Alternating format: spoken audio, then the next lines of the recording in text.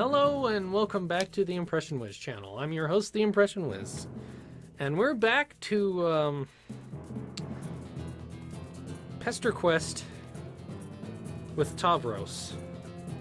I will kind of say last time, we kind of had a hard decision on if we should take a side with either Vriska or Tavros, or not pick a side.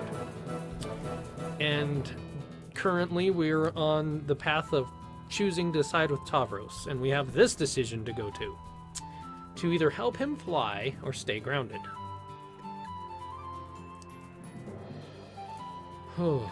Honestly, I'm still, this is just after I recorded the last episode, and I'm still kind of emotionally from that last one. Whew.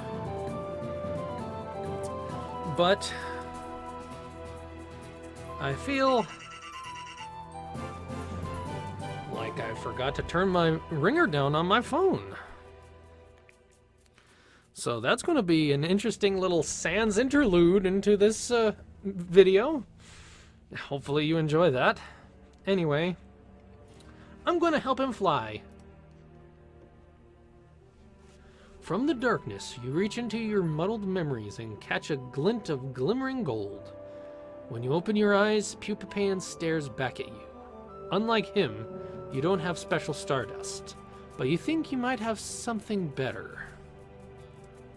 You tell Tavros you'll be right back, sort of.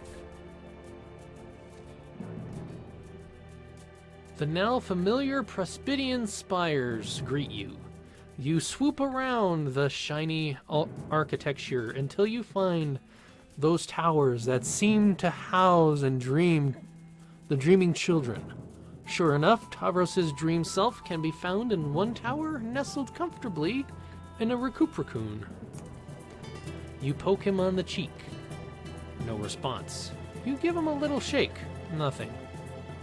With a sigh, you rear back your hand and slap him hard.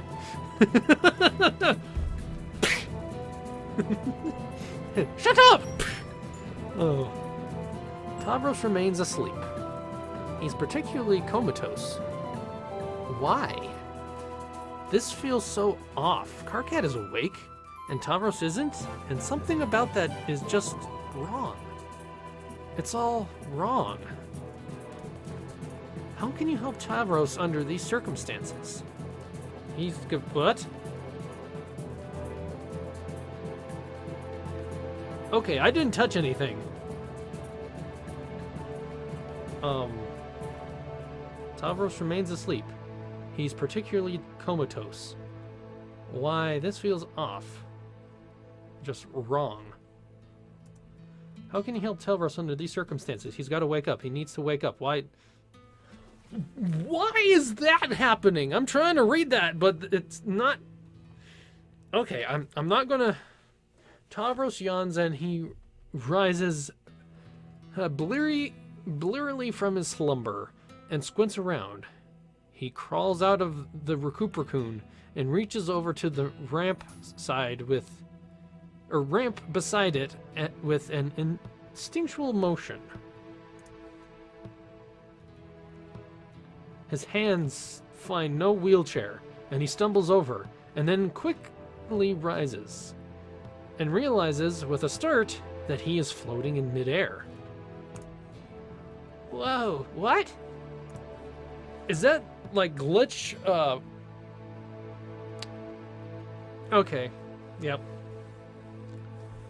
Surprise! You inform Tavros that this is the mystical world of dreams. That is part of the game he was supposed to play one day, but now isn't going to. Maybe. Probably? You'll be honest, you still don't know exactly how this works. But you do know that this is a land where he can fly. That seems highly improbable that such a world would exist. Or especially that I would be allowed to enter it and fly freely around with no repercussions? It just seems like a thing that would never eventually happen to me. Does it not? But it is happening, you tell him. You prove it by punching his arm. He flinches. Why did you just assault me? It's a thing. Pinching is okay. This is a cultural misunderstanding. But the fact that he can feel pain should prove that this place is real, or at least as real as Magic Dream World can be. I see. My arm does certainly hurt in a realistic manner, as well as my feelings due to the uncalled for attack from a friendly individual. Oh, for fuck's sake. You tell Tavros to stop worrying about that and start unworrying about how he can fly now. Oh, yeah. With unsteady movements, Tavros begins to circle his dream room. He holds his hands out as he sails around, floating upwards and then back, and then dipping down. He seems to get the hang of it quickly. And as he does, his face cracks into a warm smile. Oh, ooh, oh, this feels really amazing. At your invitation, Tavros follows you out the window and sees Prospect stretching towards him. His eyes go all starry.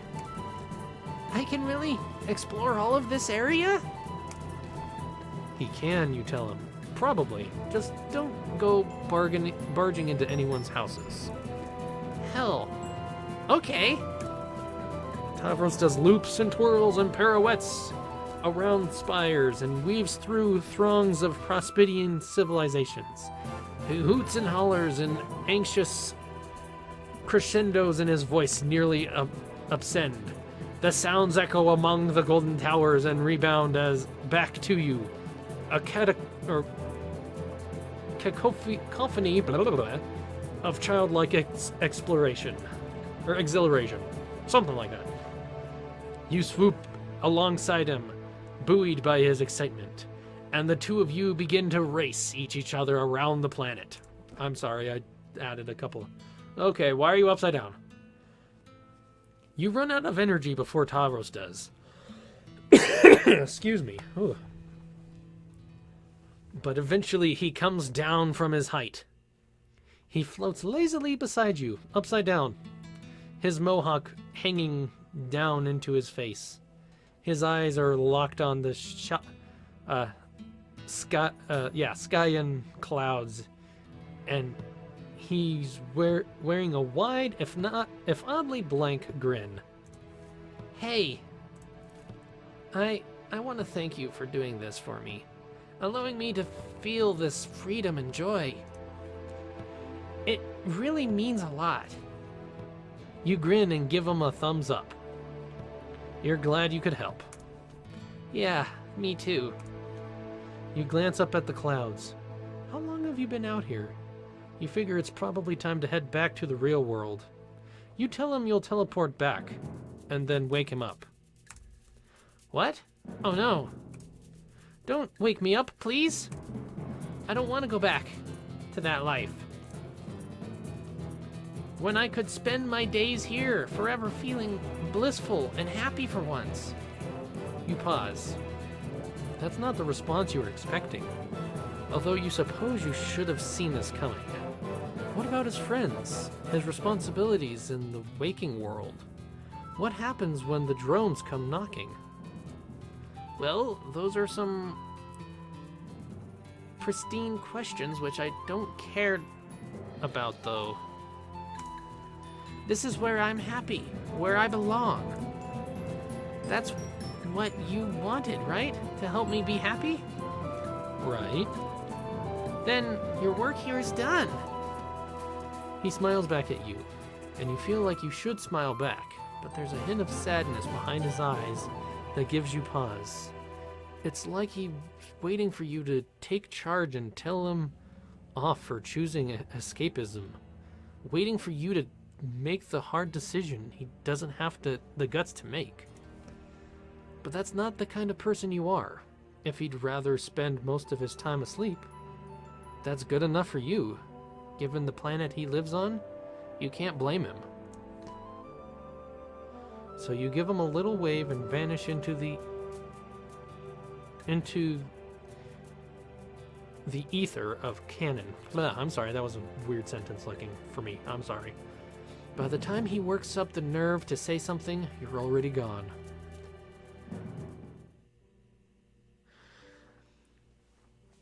And that's a fail.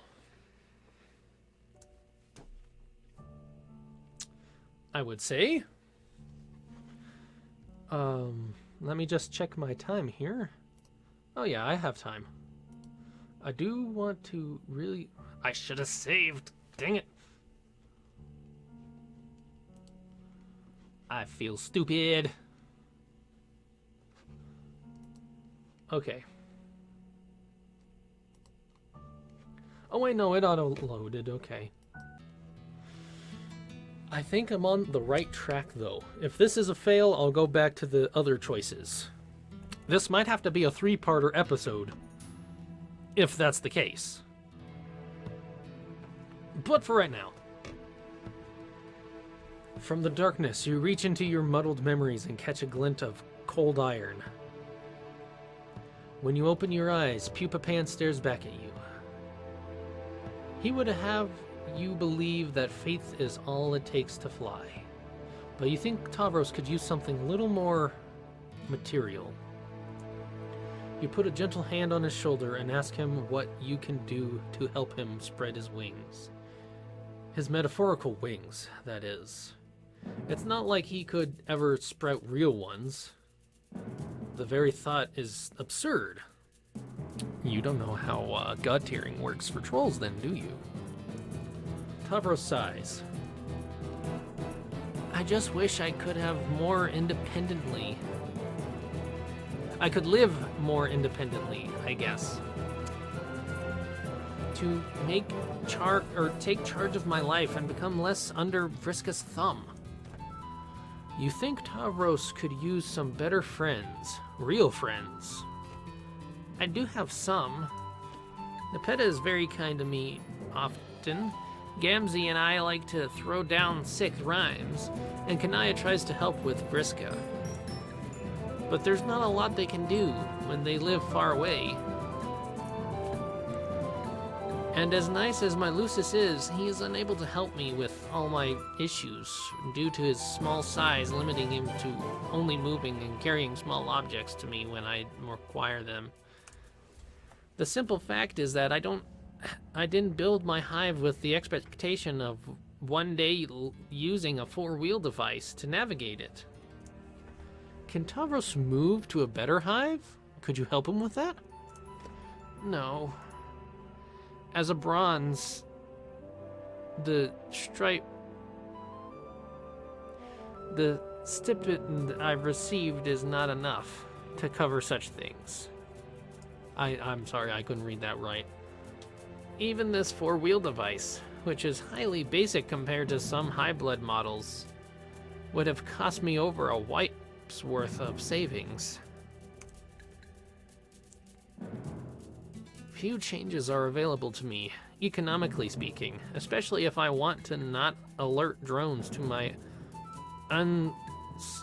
unsuited or for troll expectations.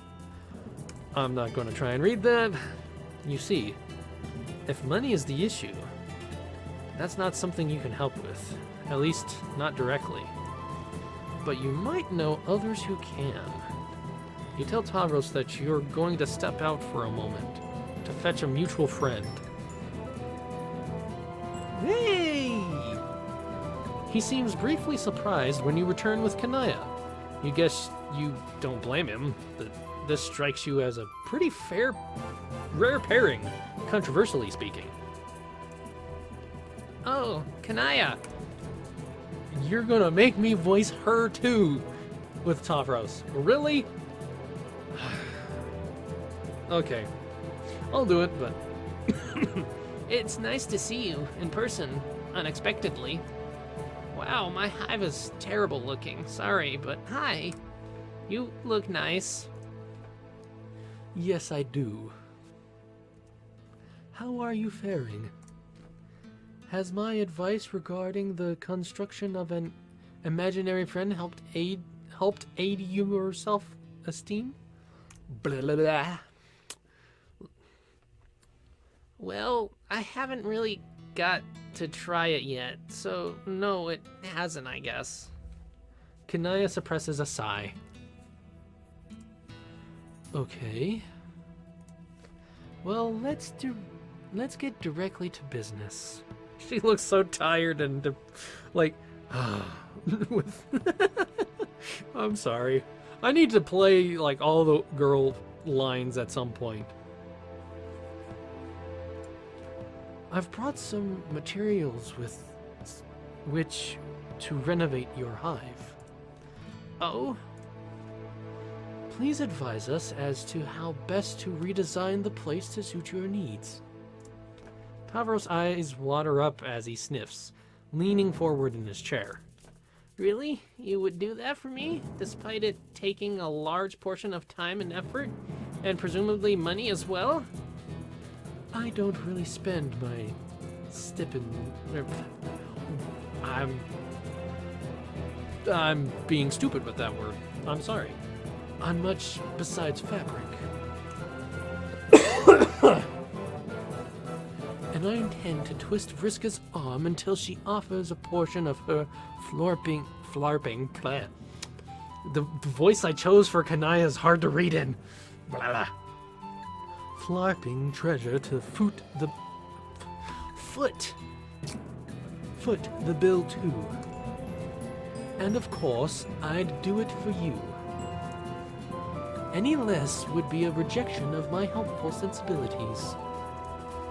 I can be very smooth, but when certain words tend to go to certain accents and not meaning to. Blah.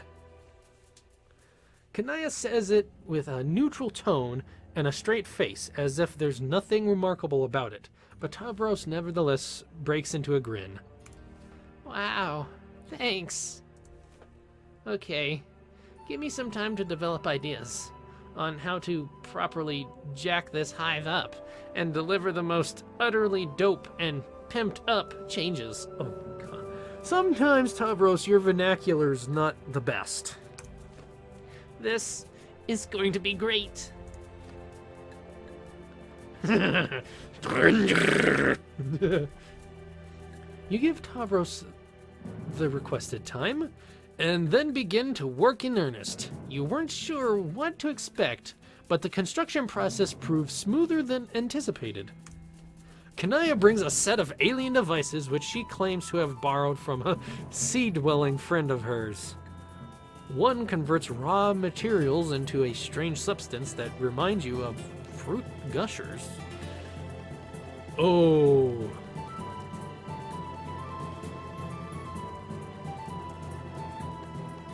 The converter thing that turns them into grist. Aha. Kanaya fells trees with her chainsaw and feeds them into the machine, and before long you have a trove of gusher things. The other device expends the gushers to modify buildings.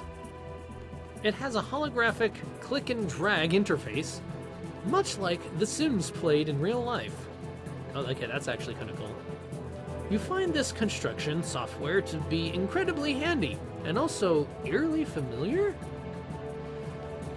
It's very familiar from what I've known. But honestly, you find everything eerily familiar these days. Yes, it's very convenient. Home construction has been an important part of troll culture for as long as history remembers. Most do not know why, although to me the reason is obvious. Preparations for the game, which we will now no longer be playing due to outside interference. Just going to let her stare into your soul, because I'm sure it's me. Let's say. Wait, she knows about that? Yes. I figured out what was going on a day or two after you visited me, but I thought it prudent not to get particularly dramatic about it all. Unlike some people that would get overly dramatic about it. I think Harkat would probably be one of those that would get overly dramatic about it. That was very thoughtful of her.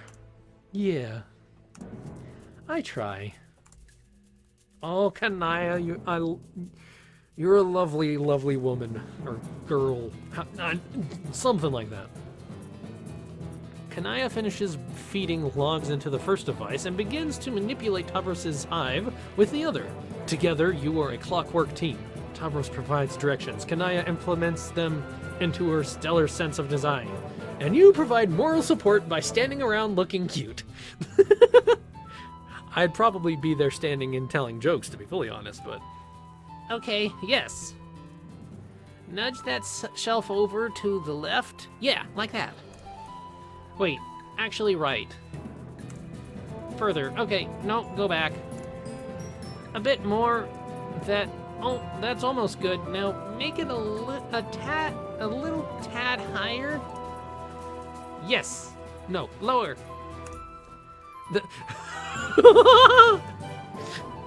I'd be careful, Tavros. She looks a little mad. There, right there, and... Yes, perfect, I think. Okay, actually, can you go back to where it was first? It first was... Facepalm.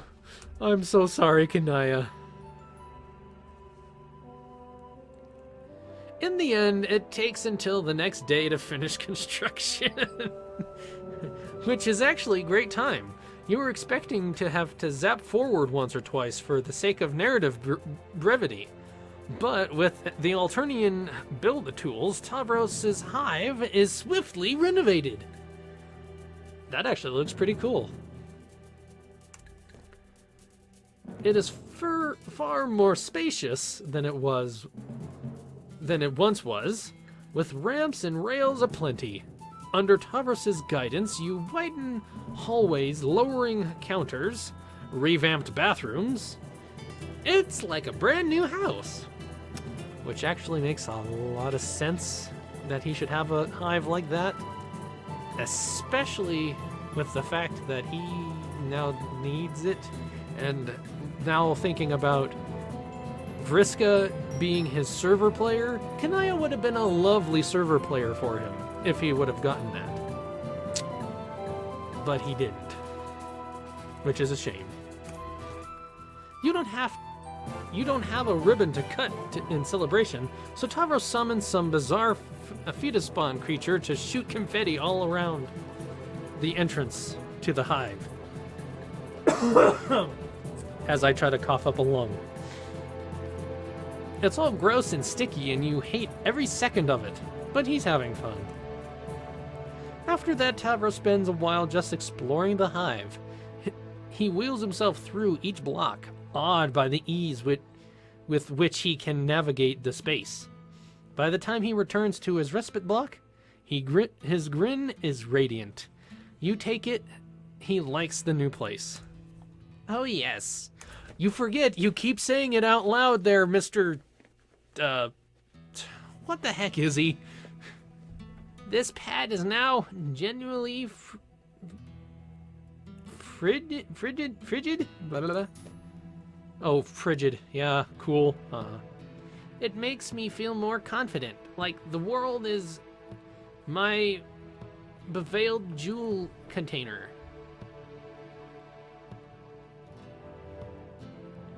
Oyster. I'm sorry, some of the references I have to think about first. Like I could say to Vriska, fuck you. I won't do what you tell me. Bitch. Okay, I won't say that probably, but I could. Actually, maybe I will say that. As well as plenty of other delirious rude things, which long I have avoided saying. I feel kind of like Kanaya with his idea. I wouldn't do that if I were you. I wouldn't either. Okay, that's probably enough, you tell him. Kanaya is staring icily at him, but he doesn't seem to notice. He suggests that it's a good time to settle down.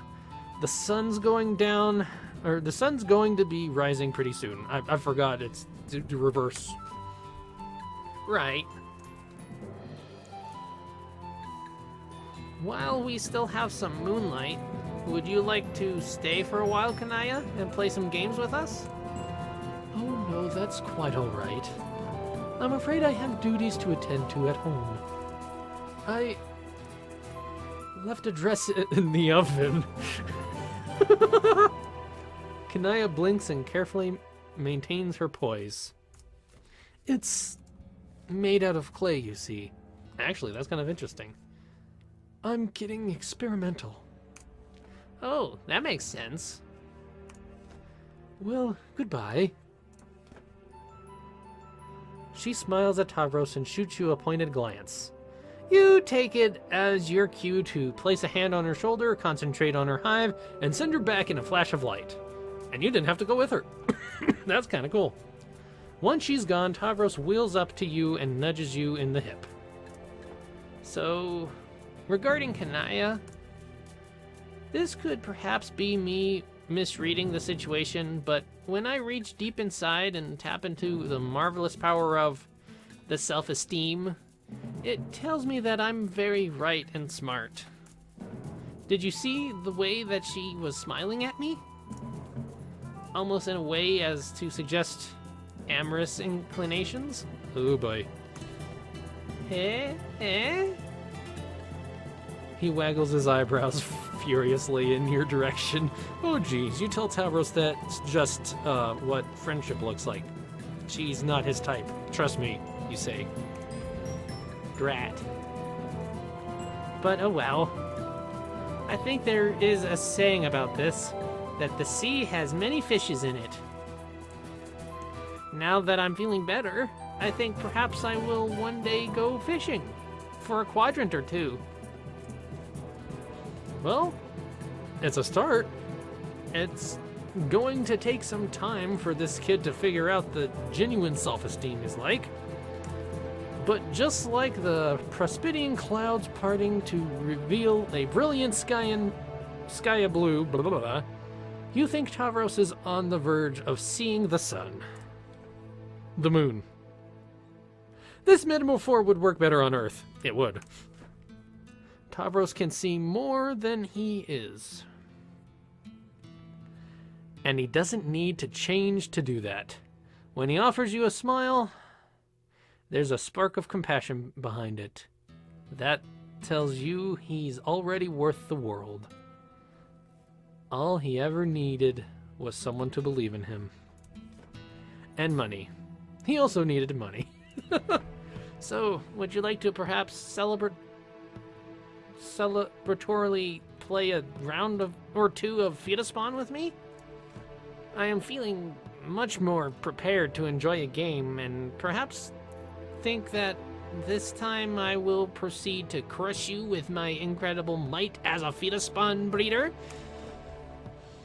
Except, I mean that in a nice way, like that of a friendly challenge. If you'll accept. The word friend in that sentence was all you needed to hear. Victory! Okay, I like that picture. Go!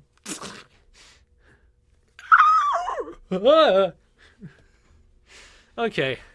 That was a good ending. That was a good ending. Okay. That was good. But, anyway, that's the end of this video. And I'm kind of glad it didn't go into a third episode. But, that's okay. Anyway, I want to thank you guys for watching. And if you liked it, please put a like on the video. And if you would like to see more of my content, first off, subscribe so you see all of my videos, and also ring that notification bell so you don't miss anything. And as always, I will see you Thursday.